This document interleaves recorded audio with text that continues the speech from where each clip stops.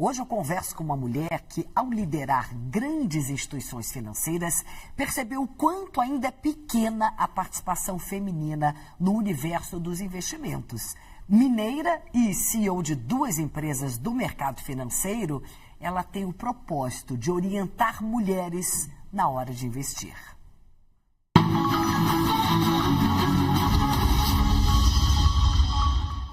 A protagonista de hoje é Mariela Gontijo, uma mulher que passou mais de 3 décadas no coração do private banking, um dos ambientes mais exclusivos e historicamente mais masculinos do sistema financeiro. Depois de liderar grandes instituições, ela decidiu virar o jogo e criar negócios para ampliar o acesso das mulheres ao mundo dos investimentos. Hoje, mais do que gerir patrimônio, ela quer redistribuir conhecimento, autonomia e poder financeiro. Mariela, é um prazer ter você aqui comigo hoje. A minha primeira pergunta é sempre a mesma para todas vocês. Quem é Mariela Gontijo? Como é que você se define? Bom, Cris, primeiro, super obrigado pelo convite. Eu acho o quadro espetacular e muito em linha da pauta do que a gente traz também como conceito que é importante para o mundo. Bom, eu sou uma mineira, né, que parou no mercado financeiro de um jeito um pouco diferente, sem saber muito o que era o mercado financeiro, e saí de Belo Horizonte para vir para São Paulo, para vir liderar um dos maiores times aqui de private de São Paulo. Então, mas eu acho que a gente sai de Minas, mas Minas nunca sai da gente, então eu diria que eu sou uma mulher. Rio de Janeiro é a mesma coisa. Mas eu sou uma mulher mineira que veio parar aqui no Centro Financeiro de São Paulo. Em qual instituição quando você veio para cá? Quando eu vim para São Paulo, eu vim mais de uma vez. Então eu vim para um banco francês, que na época chamava Crédit Agricole, mas eu voltei para Minas pelo Itaú, e depois no Itaú eu vim para São Paulo para coordenar um time grande aqui de São Paulo, e aí daí nunca mais saí, porque minha filha nasceu aqui, minha filha é paulista, eu tenho uma filha, e aí eu acho que depois no mineiro, quando se apaixona por São Paulo, é difícil voltar. Eu concordo com você também em relação à carioca. Você passou muitos anos liderando grandes instituições, como eu acabei de falar. Em que momento você percebeu que o gap principal, talvez o problema principal, não fosse acesso de fato ao dinheiro, mas ter mais acesso mesmo, não era dinheiro, era ter acesso. Era ter, acho que também é um pouco de ter o controle sobre o dinheiro. Ter o controle, isso. Durante muito tempo, eu sempre tive clientes que já tinham dinheiro, né? Mas era muito curioso quando eu comecei a perceber que a mulher, mesmo quando ela tinha o dinheiro, muitas vezes ela não tinha o controle do dinheiro, né? Mas eu vim perceber essa questão de gênero no mercado financeiro, acho que quando eu cheguei em São Paulo, porque sempre que eu estava em Minas, eu sempre coordenava o time, né? Eu sempre era a figura principal naquela instituição. Então, o time tinha muito a minha cara. Então, eu nunca tive muito essa questão, a gente vai crescendo sem perceber muito. E acho que vale lembrar também que era uma época que se falava pouco disso. Você não tinha muito esse conceito de a mulher no mercado, isso não era nem questionado. Você está falando de quê? De 3 décadas? Isso há uns 15 anos atrás, eu acho que a gente não falava ainda muito disso, né? E eu fui para fora, morei no exterior, isso ainda é menos visível, eu acho, que ter no Brasil. Eu morei na Suíça e acho que lá a diferença é um pouco menor. Mas quando eu voltei para São Paulo, quando eu vim para a matriz, né, do grande banco, é que você percebe que isso realmente tem uma pegada diferente. Eu acho que vale... E aí ainda está falando pelo Crédit Agricole. Eu acho que eu comecei a sentir mais pelo Itaú. Porque no Itaú, primeiro que eles me chamaram para fazer parte de um grupo que queria liderar um movimento para ter mais mulheres na alta liderança do banco. E aí você começa a ter acesso a um monte de relatório, a um monte de informação que você nunca tinha parado para pensar. E a primeira coisa que é interessante é você perceber que algumas coisas que acontecem com você tem muito a ver com gênero, né? E eu falava, poxa, isso aqui aconteceu comigo, eu nunca tinha percebido, né? Mas aí quando você começa a perceber que isso acontece com um pouco mais de frequência, você começa a perceber que é uma questão de gênero, né? E acho que é legal também, porque aí você começa a perceber a mulher como cliente. Você fala, pô, se isso acontece como uma pessoa que está trabalhando dentro da instituição financeira, como é que é a percepção disso de uma cliente, né? Então, foi aí que eu comecei a me dar conta que tem muita diferença. A gente fala muito de cliente, mas eu acho que para profissional também no mercado financeiro ainda é um mercado bastante complexo. É interessante você ter sido chamada exatamente com esse olhar, com essa preocupação, um banco tão grande, com essa preocupação de olhar para mulheres na liderança. O que o mercado ainda prefere não admitir? E que para você é muito claro o que acontece. Olha, eu acho o fato de eu ter saído deste mercado, eu acho que diz muito do que eu vi e do que eu acredito hoje, né? Eu acho que claramente, assim, tem um estudo que eu acho que é muito importante, que as mulheres vão ter em torno de 50% do dinheiro do mundo em até 10 anos. Né? Então, qualquer instituição financeira percebe que vai ter um público que ele não sabe atender tão bem. Né? Daqui a 10 anos vai ter metade do público dele vai ser mulher. Né? Vai ter acesso, vai ter acesso, você falou, a todo o dinheiro do mundo, a metade do dinheiro do mundo. Tem um estudo que fala que a gente está na maior transferência de patrimônio da história, né? E nos próximos 10 anos, 50% do dinheiro vai estar na mão das mulheres. Vai ser 50-50. 50-50. E aí você imagina as instituições que nunca pensaram numa mulher como uma cliente que precisa ter uma atenção diferente, né? Ele se dá conta que precisa ter algum movimento. Então, eu acho que tem esse movimento, mas muito mais em função de que eu preciso estar pronto para isso do que um movimento genuíno. Muito mais um movimento que fala, deixa eu entender o que a mulher quer, o que a mulher precisa. E aí você começa a perceber que, assim, se eles não fizerem alguma mudança no time, né, na liderança dessas instituições, eles não vão conseguir comunicar com o cliente que vai ser a 50% das mulheres. Então, você estava perguntando quando que você se dá conta, né? Assim, eu acho que esse movimento do setor financeiro é muito mais, eu preciso me preparar para lidar com esse público, né, do que, vamos fazer isso porque é o certo a ser feito. Né? E em uma determinada situação, eu comecei a reparar que aquilo não era tão genuíno. Eu falei, olha, eu acho que tem um mercado, né? O mercado financeiro hoje não sabe conversar com essa cliente, não sabe conversar com essa mulher, não sabe conversar, não sabe valorizar as características de quem trabalha, das mulheres que trabalham no mercado financeiro. E aí eu acho que isso é um pouco um protagonismo, né? De chegar, deixa eu fazer um negócio diferente. Eu entendo, eu sei, eu lido com o público há 30 anos, eu sou mulher, eu senti a dor de ser mulher trabalhando na instituição financeira e eu percebo a dor da cliente. Eu percebo que o mercado não sabe que o setor financeiro não sabe se comunicar com essa cliente. É porque você tem exatamente os dois lados. Você tem o lado como cliente, evidentemente, e também muito de tantos anos trabalhando com isso no mercado financeiro, que é muito masculino.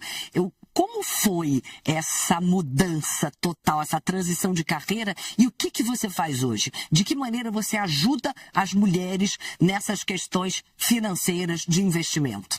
Tá, bom, a mudança não é fácil, porque eu nunca pensei em empreender. Eu sempre tive um perfil mais, eu quero trabalhar numa empresa, num grande grupo.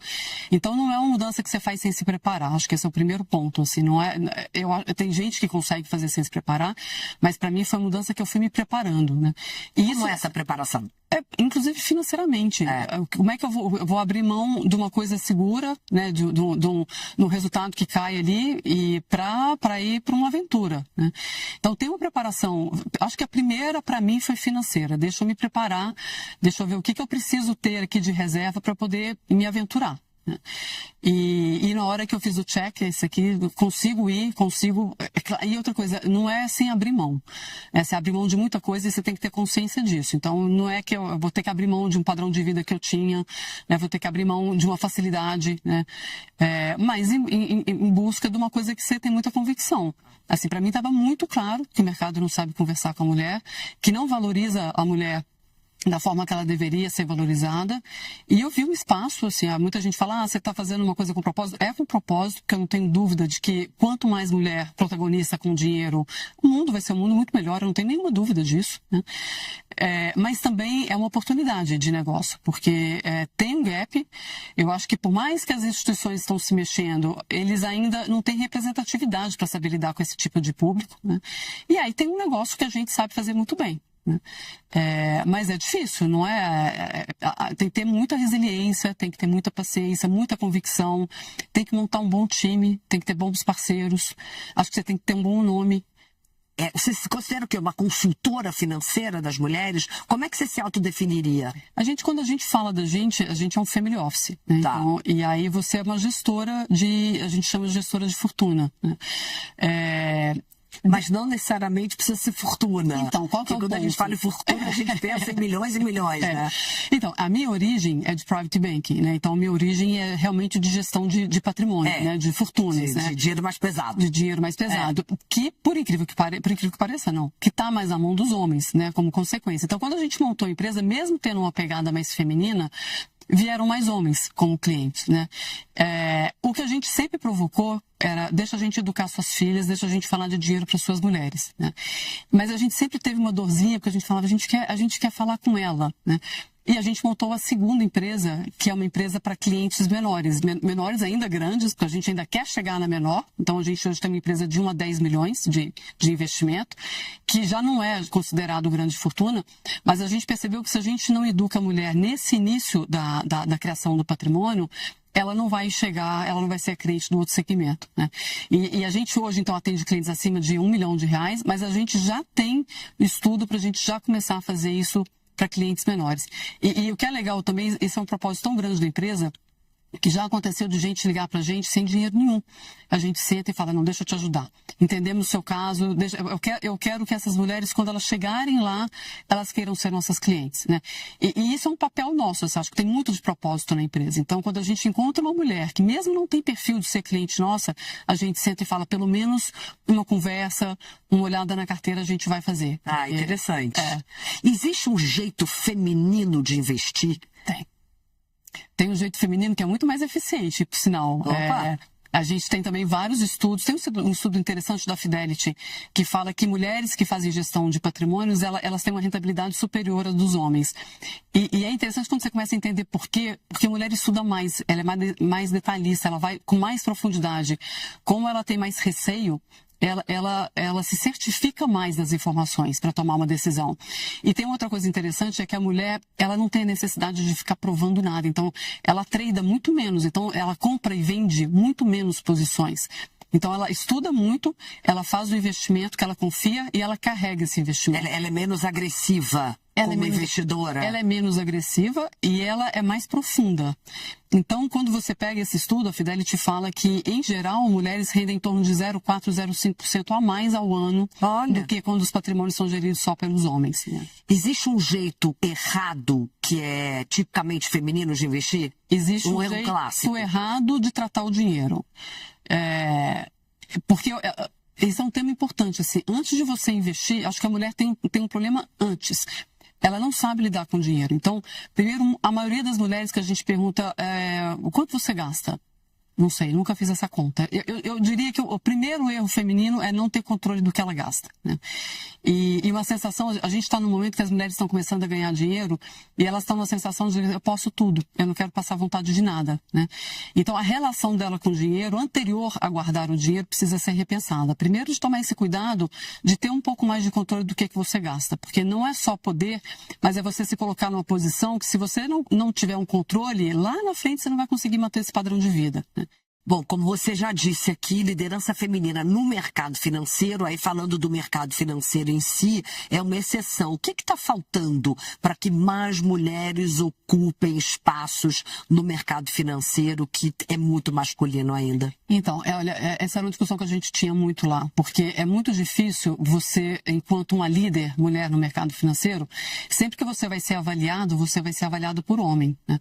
E esses dias eu vi uma pesquisa que quando você faz, né, quando você olha o feedback de mulheres e de homens, 76% da liderança feminina recebe feedback negativo e 2% da liderança masculina recebe feedback negativo.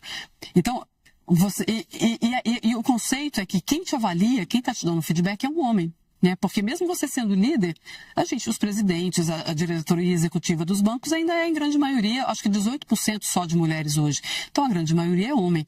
E eles avaliam a mulher com o olhar deles. Então, você tem que ser agressiva, você tem que... E as mulheres líderes, elas não são assim. As mulheres femininas não são assim, né? Às vezes elas se convertem para conseguir ficar naquele ambiente, mas não é da natureza feminina. Então, acho que a primeira coisa é as empresas entenderem que eles têm que parar de avaliar as mulheres com um olhar masculino. Uhum. Eles têm que entender que a mulher tem um benefício para as empresas, principalmente se eles quiserem atender os 50% dos clientes deles daqui a 10 anos. Né? Mas é difícil para eles, porque eu fico imaginando quem é que quer abrir mão. Né? Quem é que quer? Você acha que os homens querem abrir mão, né, dessa liderança, né, desse lugar consolidado? Sim. O jeito de abrir mão, uma coisa que a gente falava muito, é falar para o acionista: olha, se você não fizer isso aqui mudar, você não vai conseguir atender um público e provavelmente você vai abrir espaço para outros negócios, né? E no meu caso, o que eu vi foi isso. Eu falei, olha, isso vai demorar a mudar. Deixa eu fazer minha mudança direto.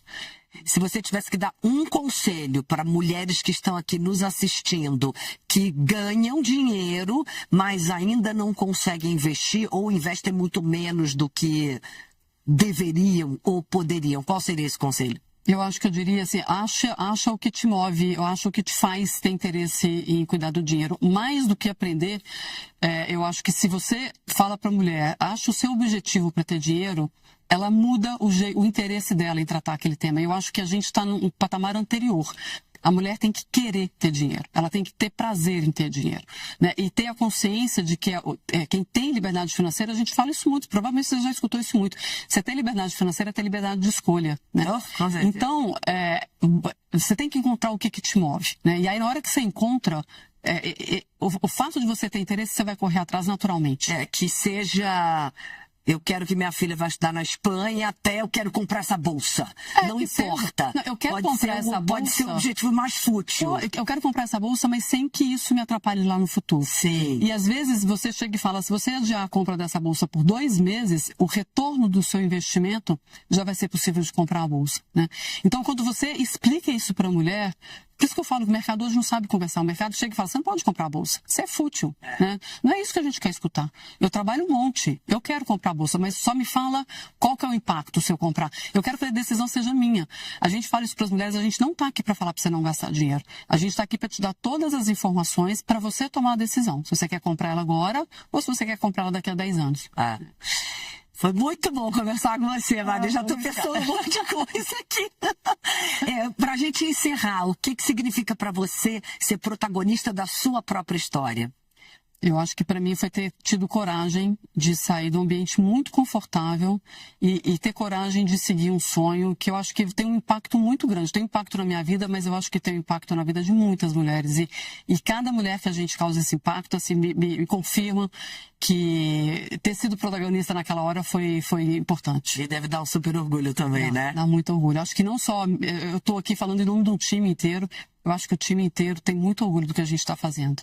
Mariela, muito obrigada. É um prazer enorme conversar com você. O prazer é meu. Muito obrigado pelo espaço. Acho esse programa espetacular. E eu espero que muitas mulheres escutem isso e se sintam inspiradas a tomarem rédea do seu patrimônio financeiro. Obrigada. Obrigada, Cris.